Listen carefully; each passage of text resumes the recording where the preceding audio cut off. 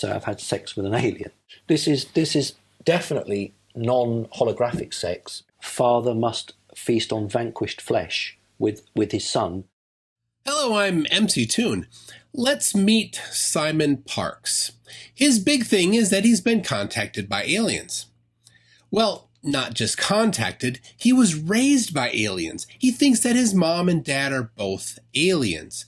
He has had sex with aliens.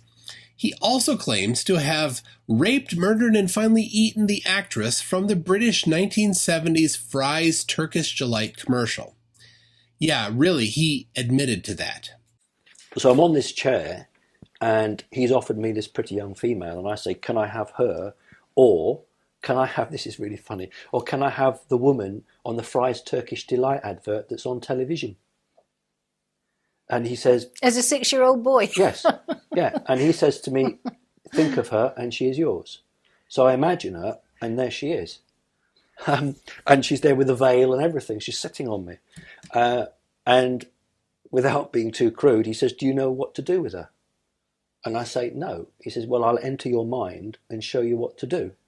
So without going into horrific detail, have sex with her. At 6 years old? Yes. And he is instructing me how to have sex.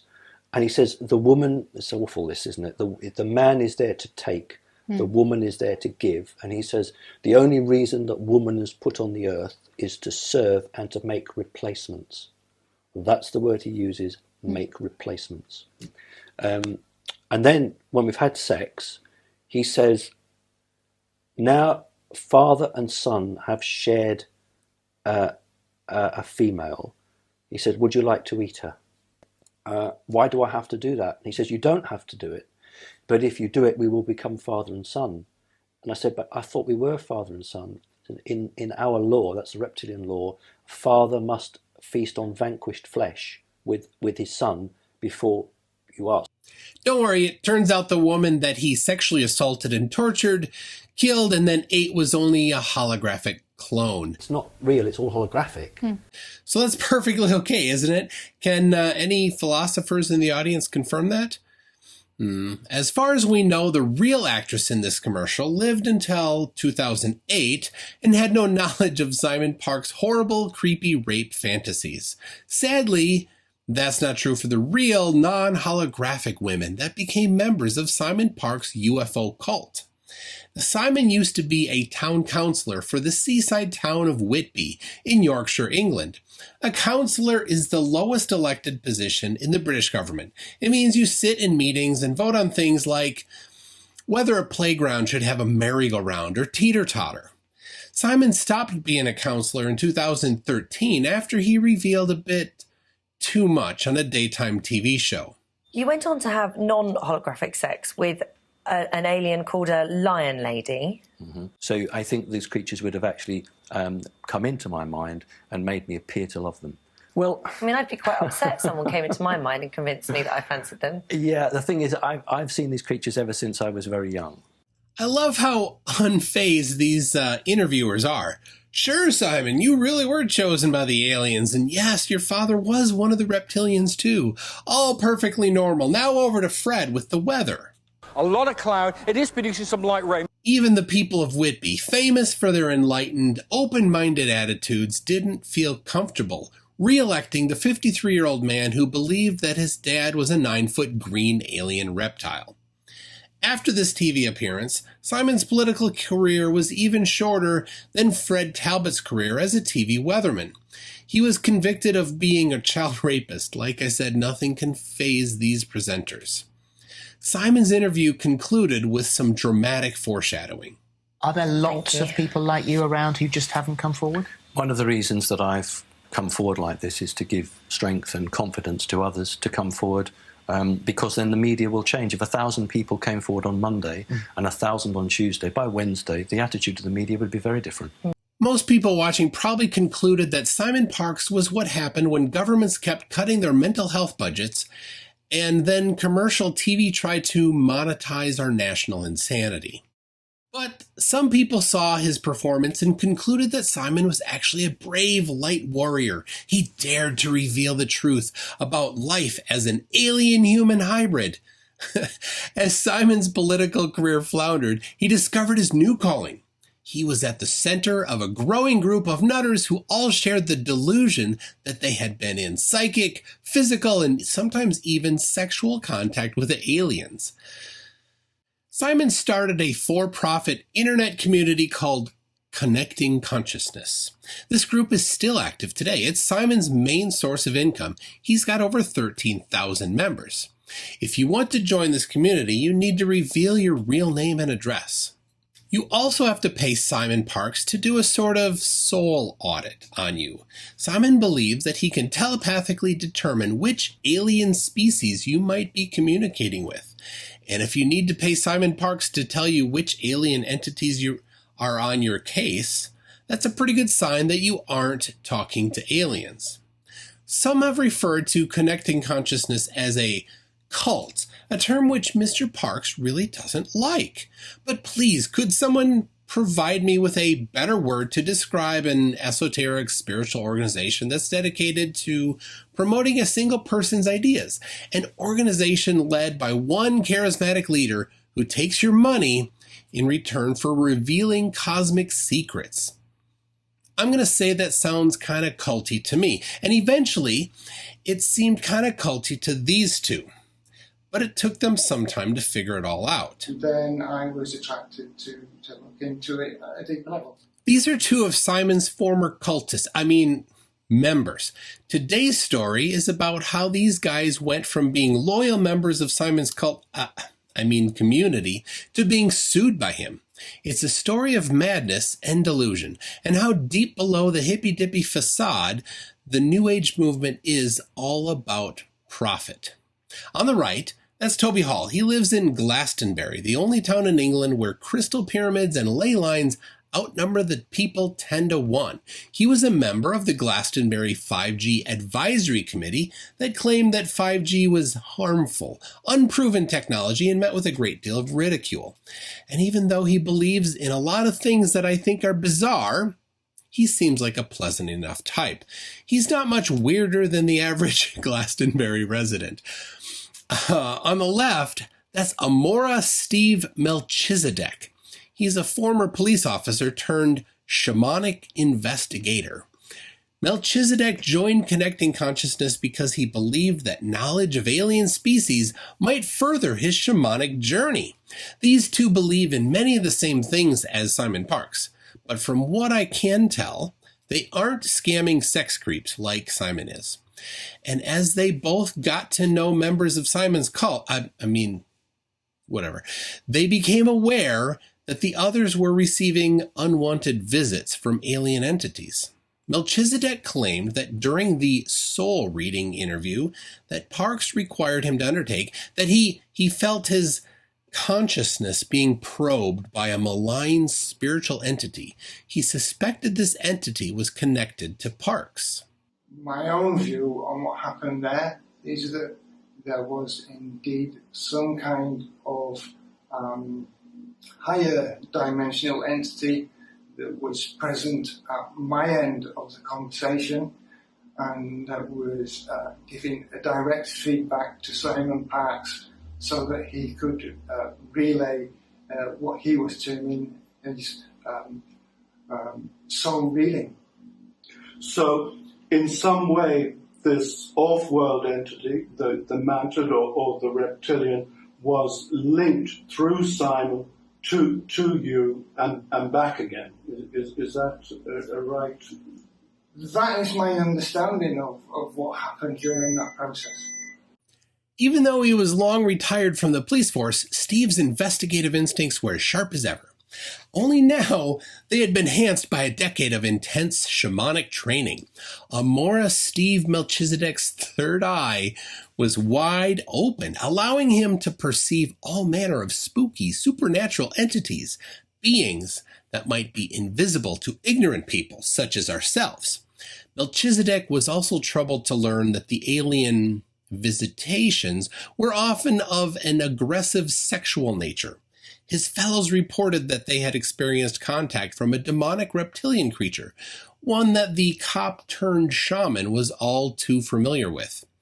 It was Simon Parks' dad, I've actually perhaps been in one of these ceremonies where they eat a young girl and we feast on sacrificial flesh. The creature who wants me to call him Dad says, this is your world, your place in this world, this is your heritage and culture. What resides within also resides without, and that means what lives inside the earth is also genetically printed outside the earth. That's a reptilian DNA. Simon has long claimed that despite looking fully human, he was some kind of a star child, actually a third human, a third mantid, and a third reptilian. My own soul is divided into three parts. 1/3 mantid, 1/3 reptilian, Draco-reptilian, and 1/3 hollow earth human. The mantids, he explained, were a humanoid race resembling giant praying mantises. As you might expect, the reptilians were reptiles, like people, but with the heads of iguanas. No, this isn't a rejected episode of BoJack Horseman. These part human, part beast species were part of the connecting consciousness lore. The group, under Simon Parkes' leadership, had developed a rich taxonomy of these chimeras. They came complete with elaborate Star Wars-style backstories. Toby Hall and his shamanic buddy were fully invested in the idea that these aliens were real and that some of them had sinister agendas. That was why the Plucky duo had become suspicious. You see, in the Simon Parkes extended universe, the mantids and the reptilians weren't exactly the good guys. They possessed the empathy of the Sith combined with the table manners of the Daleks. Parkes had claimed repeatedly that he had renounced his bloodline, but the shaman and his bearded sidekick wondered, isn't that precisely what you'd expect from the hellspawn of the galaxy's two evilest races to say? Exterminate! Right before he feasts on your psychic energy. This pair of mystics wanted nothing to do with these sinister races. They believed themselves to be aligned with the Pleiadians and the Andromedans. The Pleiadians come from the Pleiades, and that's a star cluster a mere 400 light years away. Despite having evolved in a totally different solar system, they're Nordic-looking humanoids, a bunch of Danish space hippies who came here in flying saucers. The Andromedans, according to the most reliable sources, which unfortunately in this case is the Alien Species Fandom Wiki, the Andromedans are basically the Eldar from Warhammer 40k, combined with the Protoss from StarCraft, with a bit of Tinky Winky from the Teletubbies. They come from the Andromeda Galaxy, which is even farther than the Pleiades. These both are apparently enlightened races whose only goal is the spiritual uplift of humanity and eating all the tubby custard from the Tubby Dome.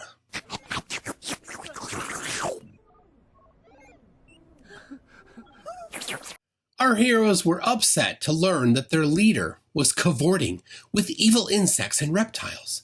That's probably why Toby Hall drafted this urgent letter, which he addressed to Camelot TV, London Trading Standards, and the veteran BBC technology journalist Rory Cellan-Jones. We know about this letter because it's the first exhibit in Simon Parkes' legal complaint against Toby Hall and Stephen Melchizedek.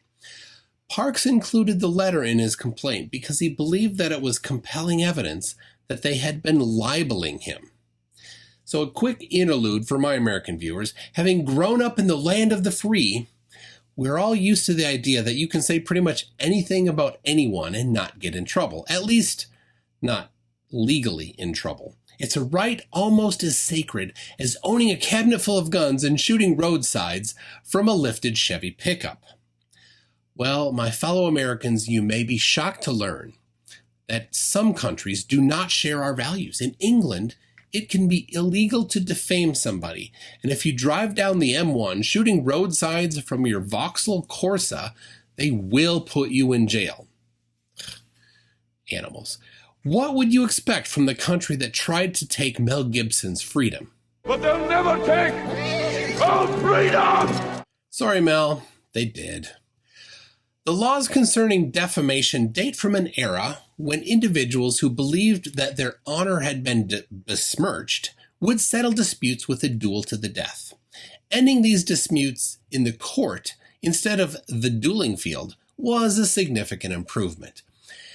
And like the duelists of old, Simon Parkes felt that his reputation had been harmed, so he hired an attorney and sued Toby and the shaman for libel. In Simon Parkes' complaint, he mentioned Toby's letter and asked the court to understand that Toby was publicly accusing him of being sexually aggressive. Here's the offending paragraph. We did find, in a real way, that he was genuinely connected with both Draconis entities and Mantis entities. Woman 1 had visits from both in Mount Shasta. After he would visit us in Glastonbury, she would sometimes also see reptilian creatures looking at her as she lay in bed. Fortunately, she was strong enough to hold them off. A number of other people in Connecting Consciousness had unwelcome visits of a sexually aggressive nature from Dad, Anu, Simon, and this caused some considerable discomfort in the group. Woman 1 did not share her experiences as she is a private person and focused on her art and caring for her daughter. We think Woman 1 is Toby Hall's wife. She is an artist, also based in Glastonbury. She drew this picture of her encounter with Anu, the name given to Parkes' dad, Species. That's probably him in the bottom left-hand corner. It's clear to anyone familiar with their belief system that the visits that Toby refers to were of a psychic nature. In other words, Toby's letter is a restatement of Simon's cult's liturgy. These are precisely the same kinds of sexual encounters that Parkes claimed to have participated in since his own childhood. Was it so bizarre that a group of people who had been told to believe in sexual congress between humans and aliens might jump to the conclusion that it was also happening to them? Simon Parkes' second exhibit against Mr. Hall is also an email. This time it's a private email sent to someone called Victoria Gold. I'm no lawyer, but a private email probably doesn't count as publication for the purposes of libel. But let's read it anyway. In this letter, Toby is complaining about Simon's association with a product called 5G BioShield, a ridiculous device that claims to be able to protect the owner from 5G radiation, despite being nothing more than a 128 megabyte USB jump drive. Simon Parkes sold the device to members of his organization and took a fat cut for every unit sold. Toby Hall complained he claimed to be upset by this, not because he thought the idea of a protective thumb drive was absurd, which it is, but because he believed that a rival product made by Russian scientists called 5G Resotone Shield was much better, and that the 5G BioShield was a scammy counterfeit. In the closing paragraph, Hall writes, Connecting Consciousness cult needs to be closed down or straightened out, as he is neither acting in a spiritual manner nor in integrity. Which, despite my disagreements with Toby Hall, seems to be the absolute truth.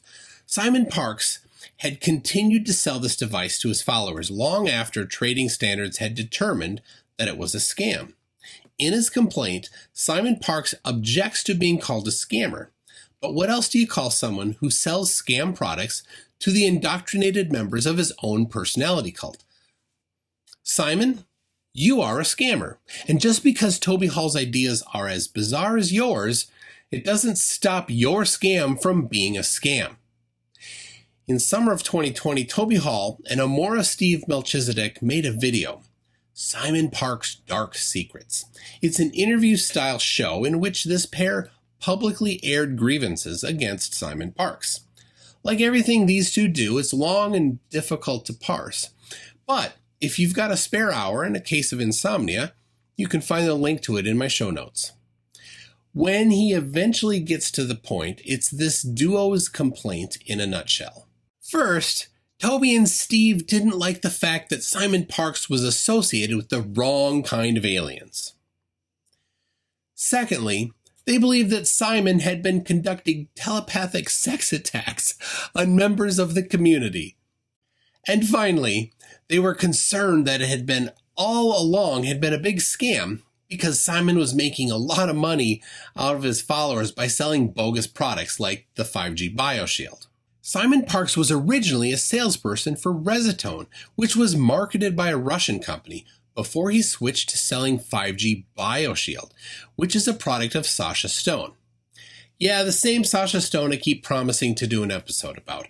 Sasha is a British conspiracy nut who realized that he didn't need any Russians' help to sell a $5 USB drive for $400. He is perfectly able to run that scam himself.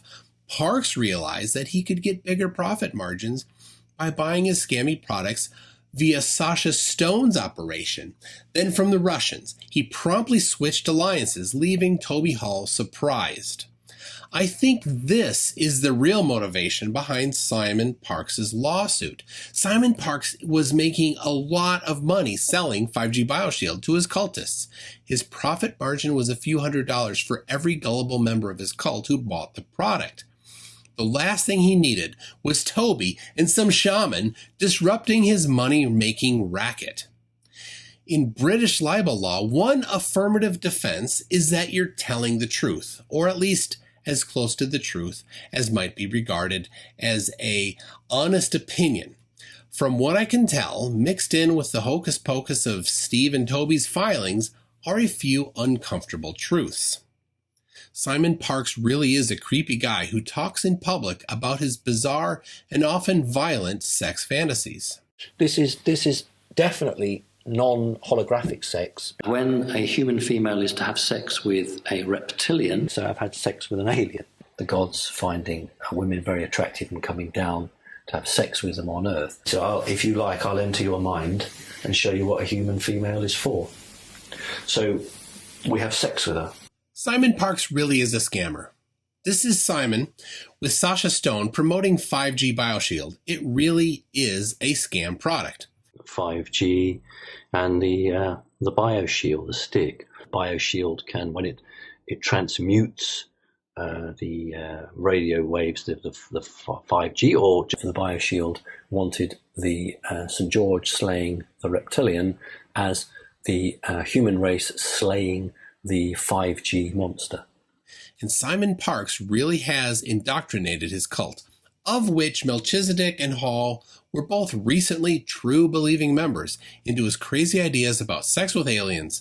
So why act so surprised, Simon, when your followers repeat your own ideas back to you? Remember that reptilians that live under the earth or in the earth. And then when we've had sex, father must feast on vanquished flesh with his son. My own soul is divided into three parts. 1/3 mantid, 1/3 reptilian, Draco-reptilian, and 1/3 hollow earth human. You don't need to be a lawyer to see that neither of these two have done themselves any favors in court. Even though Simon Parkes' complaint is transparently nonsense, Hall and Melchizedek have repeatedly shot themselves in the foot by writing the kind of incoherent jumble that got them into this mess in the first place. I've got to say that I feel for them. They seem like nice guys, despite being taken in by Parkes' bigger message, but perhaps that might save them. One definition of libel is that a statement made by a person might cause a rational person to think worse of the subject of these statements. When the people making the statements are obviously in a world of their own, and the subject of the statements is obviously a scamming narcissist cult leader and a self-confessed rape fantasist, it's really hard to think that anything these two could say would make anyone think worse of Simon. I hope Stephen and Toby go and find themselves a decent lawyer, and I hope Simon Parkes' case gets laughed out of court. And I hope you click on the subscribe button, because one of these days we will have that video on Sasha Stone and the 5G BioShield.